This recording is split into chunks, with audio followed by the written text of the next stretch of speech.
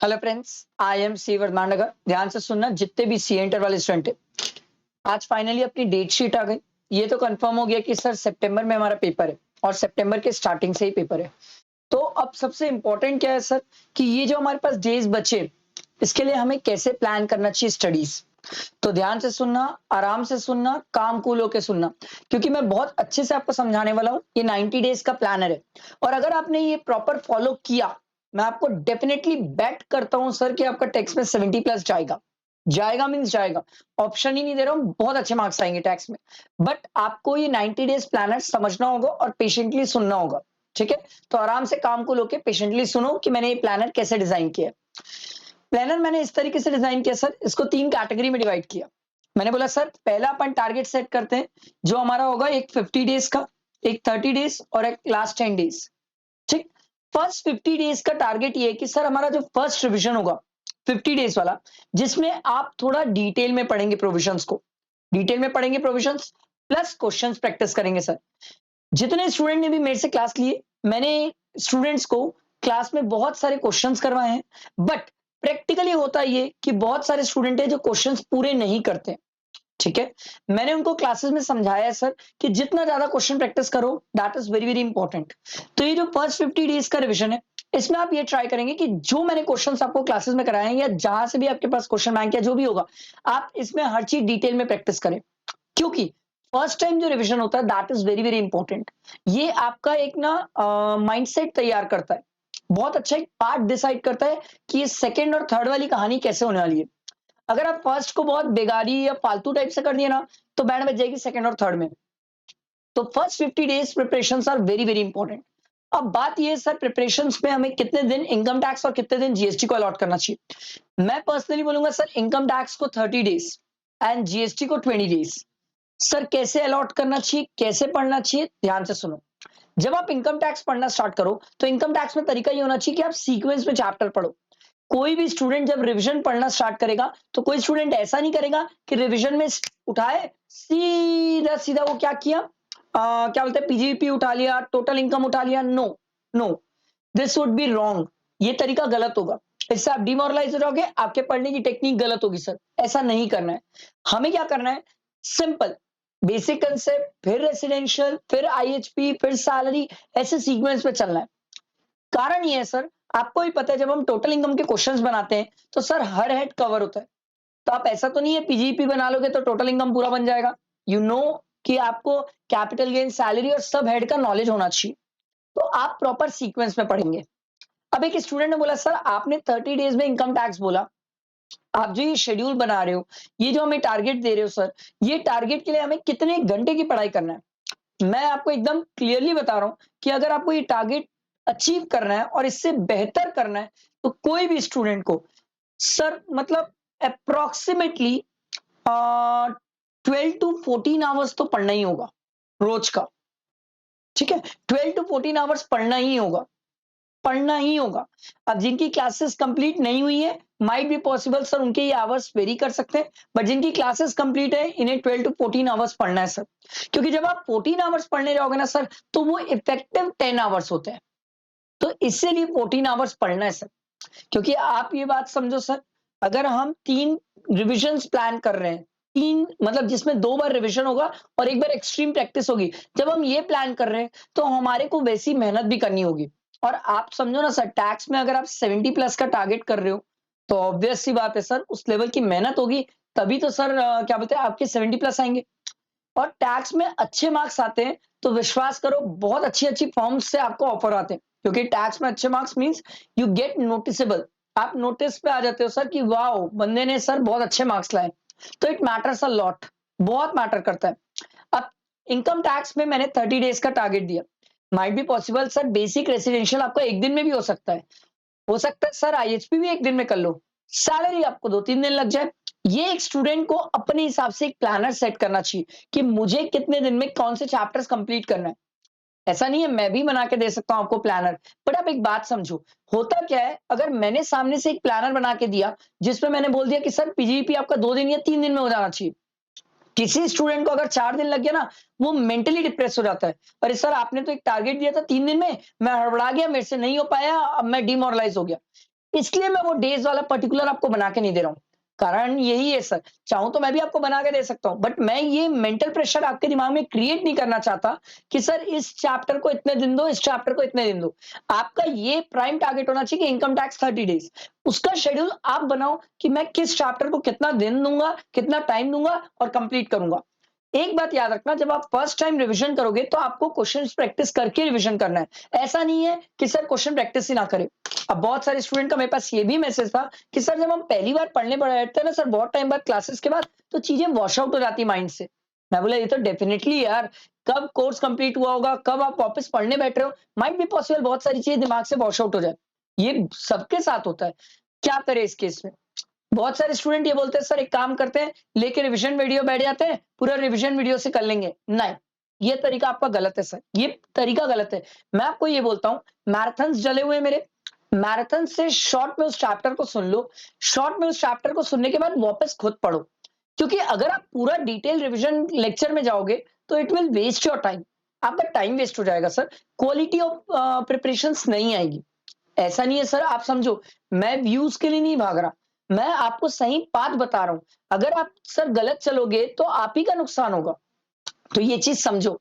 हमें क्या करना है, मान लो मैं पढ़ने बैठा आईएचपी, अब आईएचपी का याद ही नहीं आ रहा है, कुछ भी याद नहीं आ रहा है, तो एक काम करता हूँ, सर का मैराथन देख लेता हूँ। मैराथन में आधी पौन घंटे में सर ने आईएचपी समझाया है, फटाफट इंटू टू में देखा, आईएचपी ऊपर से समझ आ गया, अब अपना पढ़ना स्टार्ट करता हूँ।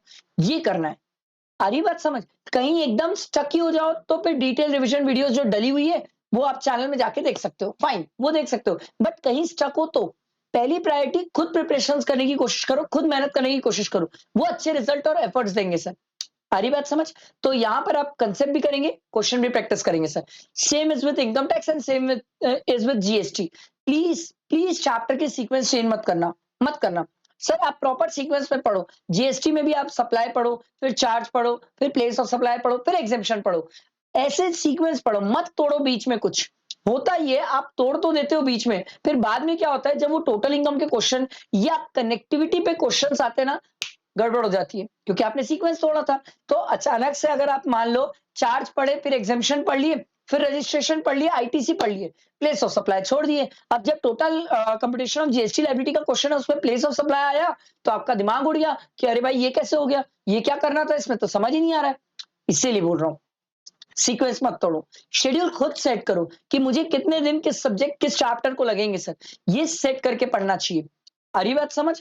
तो ये फर्स्ट 50 डेज का होना चाहिए सभी स्टूडेंट के लिए। जो फर्स्ट टाइम सितंबर दे रहे हैं वो स्टूडेंट तो डेफिनेटली ये फॉलो कर सकते हैं। जो स्टूडेंट सर मई में जिनके एग्जाम्स अच्छे नहीं गए वो भी ये प्लानर फॉलो कर सकते हैं, ये सभी के काम आने वाली बात है। आ रही बात समझ? अब ध्यान से सुनना, अभी बहुत सारी चीजें मेरे को आपको बताना है, प्लीज थोड़ा पेशेंटली सुनना, बहुत इंपॉर्टेंट है ये वीडियो। नेक्स्ट जो 30 डेज का प्लानर है ये वाला, इसमें सर आपने पहले 50 डेज में बहुत अच्छे से मेहनत की है, रिवीजन किया है, क्वेश्चंस प्रैक्टिस किए, और मैंने कई सारे क्वेश्चंस आपको क्लासेस में करते टाइम बताया कि ये क्वेश्चन आखिरी दिन देखना चाहिए, ये इंपॉर्टेंट होते हैं, ऐसे क्वेश्चंस भी आपने मार्क किए। अब ये जो 30 डेज वाली कहानी ना, इस 30 डेज में आप कंसेप्ट को रिवाइज करो। जो जैसे मेरी समरी बुक होती है, आपके पास जो भी समरी बुक है, कॉम्पैक्ट बुक है, आप उससे रिवाइज करो। रिवाइज करने के बाद आप हर क्वेश्चन प्रैक्टिस ना करो, सर पूरे क्वेश्चन प्रैक्टिस करने के अब समय नहीं है। अब अगर 30 डेज में भी पूरे क्वेश्चन प्रैक्टिस करने जाओगे तो बैंड बज जाएगी।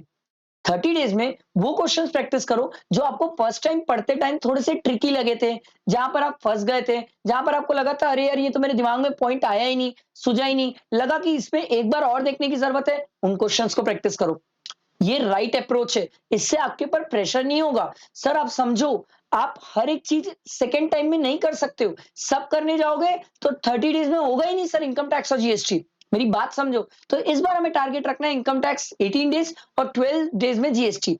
एक स्टूडेंट ने बोला सर क्या मैं ऐसा भी कर सकता हूँ, इनकम टैक्स 20 और जीएसटी 10? मैं बोला ये आप अपने हिसाब से मोल्ड करो, मैंने आपको एक अप्रोक्स बताया मेरे हिसाब से, बट आप इसको अपने हिसाब से चेंज कर सकते हो। बट एक बात समझो कि ये मैं आपको एक टारगेट इसलिए सेट करके दे रहा हूं कि आप इस टारगेट की वैल्यू समझो। इस टारगेट की वैल्यू इसलिए समझो क्योंकि मैं बता रहा हूं सर, अगर आप ये सब चीजें मानते हो तो टैक्स में गारंटीड आपके अच्छे मार्क्स आएंगे, and it matters a lot, बहुत मैटर करता है। आई बात समझ? तो ये हो गए हमारे 80 डेज। अब आते हैं लास्ट के 10 डेज। लास्ट के 10 डेज अब क्या करना है, ध्यान से सुनो। आपने कंसेप्ट 2 बार पढ़ लिए, क्वेश्चंस 2 बार हो गए सर, एक बार तो पूरे क्वेश्चंस हो गए, दूसरी बार वो क्वेश्चंस हो गए जिनमें आप अटके थे। तो ये तो अच्छी खासी प्रैक्टिस हो गई। अब आते हैं लास्ट के 10 डेज। इस लास्ट के 10 डेज हमें सिर्फ जो चीजें मैंने लिखी है वही करना है। क्या करना है? सबसे पहले एग्जामिशन सीरीज मैंने मई के लिए निकाली थी, आप उसको डेफिनेटली सितंबर के लिए फॉलो कर सकते हो। That will help you a lot, बहुत हेल्प करेगी। अगला केस सिनेरियोस, मैंने इनकम टैक्स और जीएसटी के पूरे केस सिनेरियोस डाल रखे हैं, आप उसको जरूर देखो, बहुत हेल्प करेगा सर। एमसीक्यूज ये मैं लाने वाला हूं, ये मेरी जिम्मेदारी, पहली चीज एमसीक्यू मैं लाऊंगा, एमसीक्यू सीरीज मेरी जिम्मेदारी। मॉडल टेस्ट पेपर मेरी जिम्मेदारी सर, मॉडल टेस्ट पेपर ये मेरी जिम्मेदारी सॉल्व कराना, ये मैं लेके आऊंगा। तीसरा है आरटीपी एमटीपी, ये तो आप लोगों ने देखा होगा सर, आरटीपी एमटीपी की डेट्स आ गई है 1 जुलाई में और 1 अगस्त में, तो डेट्स आ गई है, ये भी मैं लेके आऊंगा। चलो ये मेरी जिम्मेदारी, तो 3 चीजें मेरी जिम्मेदारी, पहली 2 चीजें आपको निपटानी है। आप इतना करके रखो, मैं आपके लिए सब चीजें लेके आऊंगा, ये मेरा वादा है। पर आप एक बात समझो, ये टारगेट्स और ये चीजें तभी काम आएगी जब आपको इसको स्ट्रिक्टली फॉलो करो। मैं एक स्टूडेंट ने मुझसे पूछा, सर हम ना टारगेट बनाते हैं बट जब फॉलो करने की बात आती है ना तो नहीं कर पाते। सर कोई ऐसा तरीका बताओ जिससे वो चीज स्ट्रिक्टली फॉलो हो, मतलब डर रहे उस चीज का। मैं आपको एक तरीका बताता हूँ, बहुत सिंपल है। मेरे पेरेंट्स मुझे ये बताते थे एंड इट रियली वर्क्स। जब हम कोई चीज का टारगेट सेट करते हैं और अगर वो चीज नहीं हो पाती है, आपको जो चीज पसंद है अगले दिन वो चीज छोड़ दो। क्योंकि अगर आप अगले दिन वो चीज छोड़ोगे ना तो आपके दिमाग में वो चीज चलती रहेगी कि मैंने वो टारगेट नहीं किया था इसलिए वो चीज नहीं कर पाया मैं। जैसे मैं आपको अच्छा एग्जांपल देता हूँ, मान लो मैंने टारगेट सेट किया था, 50 डेज का टारगेट था। मेरा टारगेट था कि यार मेरे को पीजीपी खत्म करना है, मेरा नहीं हो पाया।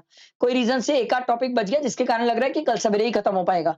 अगर नहीं हो पाया ना तो मैं अपने आप को ये पनिशमेंट देता हूँ कि कल मेरे को सबसे ज्यादा पसंद क्या चीज है, मान लो जैसे कोल्ड कॉफी पसंद या चॉकलेट पसंद या जो पसंद, मैं उसको छोड़ दूंगा। जो सबसे ज्यादा चीज पसंद है उसको छोड़ूंगा। वो मेरे को याद दिलाएगा कि मैंने गलती की है, वो मुझे करना है। इसका फायदा ये है, आपके अंदर खुद से सिंसेरिटी रहती है। देखो यार, इतने बड़े बच्चे हो कि रोज दिन कोई आके आपको ये तो नहीं बोलेगा बेटा उठ जा और पढ़, बेटा उठ जा और पढ़, ये तो कोई नहीं बोलेगा। ये अपने अंदर की सिंसेरिटी होती है और ये डेवलप करनी होगी आपको। अब एक बहुत इंपॉर्टेंट बात, ये मैंने आपके साथ प्लानर शेयर किया। प्लानर के साथ एक सबसे इंपॉर्टेंट बात है कि बहुत सारे मई वाले स्टूडेंट हैं जिन्होंने अभी मई में एग्जाम्स दिया है। रिजल्ट में तो टाइम है सर, अभी इतनी जल्दी कहाँ रिजल्ट आएगा, रिजल्ट आने में टाइम है सर।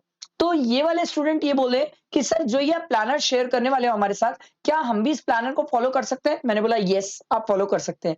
दूसरा, सर मई वाले बहुत सारे स्टूडेंट है जिन्होंने मेरे को एक बहुत फ्रीक्वेंट क्वेश्चन पूछा, बहुत ही फ्रीक्वेंट क्वेश्चन था कि सर हमने जब टैक्स का पेपर दिया तो टैक्स के पेपर में हमें 2 चीजें लगी सर। एक बात होती है कंसेप्ट की और एक बात होती है क्वेश्चंस की। ये 2 बातें होती है सर टैक्स में। ठीक है, ये सबसे इंपॉर्टेंट 2 बातें। सर जब बात कंसेप्ट की आई ना सर, तो हम जब पहले 2 बार रिवाइज करके गए थे मई के लिए भी ना, तो सर हमारे कंसेप्ट थे, हमें कंसेप्ट पता थे। पर जब बात क्वेश्चंस की आई ना सर, हम बहुत लैग कर गए, हम बहुत लैग कर गए क्योंकि सर हमने ना कनेक्ट नहीं कर पाया। टीडीएस कनेक्ट नहीं हुआ, टीसीएस कनेक्ट नहीं हुआ, सर प्रोविजंस इधर से उधर, 2 प्रोविजंस इधर उधर जा रहे हैं तो कनेक्ट नहीं हुए, चार्ज और एग्जेम्पशन को कनेक्ट नहीं कर पाए। सर ये वाली इशू फेस किया हम। आपके हिसाब से सर क्या करना चाहिए? ध्यान से सुनो सर, जो मई वाले स्टूडेंट है, जो अब क्या बोलते हैं मई में एग्जाम्स दिए थे, कोई रीजन से मान लो टेक्स्ट का पेपर अच्छा नहीं गया, या कोई भी स्टूडेंट जिन्होंने अभी तक क्लासेस कंप्लीट नहीं किया या क्लासेस करने के बाद कॉन्फिडेंस नहीं आ रहा है टैक्स में, तो इट्स द राइट टाइम हमें सोचना होगा। अब सोचना कैसे है, ध्यान से सुनो। अगर आपके कंसेप्ट ठीक नहीं है, यू थिंक नहीं यार sir I am very much lagging in concept, you should go for exam oriented batch जो मैंने ऑलरेडी लॉन्च कर दिया। आप बोलोगे मैं टेलीग्राम में लिंक शेयर कर दूंगा और आप चाहो तो मुझसे भी कांटेक्ट कर सकते हो, ये मेरा नंबर है। ठीक है, आप व्हाट्सएप करना, मैं आपको पर्सनली रिप्लाई कर दूंगा सर, 9039600991। ठीक, एग्जाम ओरिएंटेड बैच, क्योंकि इस बैच में आप कंसेप्ट भी करोगे, क्वेश्चन भी करोगे और बहुत रिजनेबल प्राइस में ये बैच अवेलेबल है, बहुत रिजनेबल प्राइस में। अब कई स्टूडेंट है सर कंसेप्ट तो बहुत अच्छे से पढ़े थे सर, बट जब बात एग्जाम में कंसेप्ट कनेक्ट करने की आई ना, सर लैग कर गए। क्योंकि हम जहां से क्लासेस लिए थे सर, वो कंसेप्ट कंसेप्ट तो पढ़ा दिए, क्वेश्चन 2-4 करा दिए, छोड़ दिए सर, हमारी वैसी कनेक्टिविटी वैसा फ्लो बना ही नहीं सर। आपके हिसाब से हमें क्या करना चाहिए? मैं बोलूंगा सर एग्जाम ओरिएंटेड बैच के लिए जाओ। ठीक है, सॉरी, प्रैक्टिस बैच के लिए जाओ। ठीक है, ये क्वेश्चन बैंक बैच है सर, इसके लिए जाओ। इसमें आप मेरे साथ बैठ के क्वेश्चंस करो सर, ये आपको बहुत कॉन्फिडेंस देगा, बहुत मजा आएगा बैठ के करने में। आपको एक लगेगा कि टैक्स में फ्लो है, स्टैंडर्ड सेट हुआ है आपका, ये बहुत हेल्प करने वाला है टैक्स में। अब बहुत सारे स्टूडेंट ये हैं जो कंसेप्ट भी प्रैक्टिस कर चुके हैं, क्वेश्चन भी प्रैक्टिस कर चुके हैं, दोनों किए थे। बट बहुत सारे लोग हैं जो लैग कर गए। किसमें? सर इतना प्रैक्टिस करते करते तो टेस्ट ही भूल गए सर। क्या टेस्ट इंपॉर्टेंट है? सर ये तो मजाक वाली बात हो गई सर। कोई बोल दे कि टेस्ट इंपॉर्टेंट ना हो, तो वेरी वेरी इंपॉर्टेंट। आप टेस्ट प्लान कर सकते हो। मैंने टेस्ट सीरीज भी लॉन्च की थी। आप टेस्ट अपने हिसाब से जब आपको लगे आप अपने कन्वीनियंस पे टेस्ट दे सकते हो सर। और इस टेस्ट की सबसे खास बात है कि आप जब भी टेस्ट दोगे ये टेस्ट चेक होके ही आपको मिलेगा। इसमें 2 फुल टेस्ट है, 5 क्यूमुलेटिव टेस्ट है। ये टेस्ट सीरीज भी आप ज्वाइन कर सकते हो। एक स्टूडेंट बोला सर टेस्ट सीरीज अभी नहीं, मैं रिजल्ट के बाद डिसाइड करूं तो चलेगा? Definitely, it's your choice, nothing is forced. आज ही सब चीजें करना जरूरी नहीं है, बट आज ही ये दोनों चीजों के बारे में सोचना जरूरी है, क्योंकि दिस टू आर इंपॉर्टेंट। इसके लिए हम ज्यादा लेट नहीं कर सकते। हाँ, टेस्ट थोड़ा सा डिले कर लो, चलेगा। ठीक है, अभी से अगर प्रिपरेशंस के लिए टूट पड़ोगे, you are one step ahead of everyone those who are waiting for result. आप उनसे एक कदम आगे हो। और मुझे तो ऐसा लगता है एक कदम आगे रहना अच्छा है, पीछे रहने में कभी कोई फायदा नहीं है सर। एक कदम आगे रहो, गलतियां होगी तो संभलने का टाइम मिल जाएगा। उसी बराबर बराबर साथ में चलोगे ना, गलतियां हुई तो पीछे हो जाओगे, पीछे हो जाओगे तो हड़बड़ा जाओगे। ये मेरी सोच है।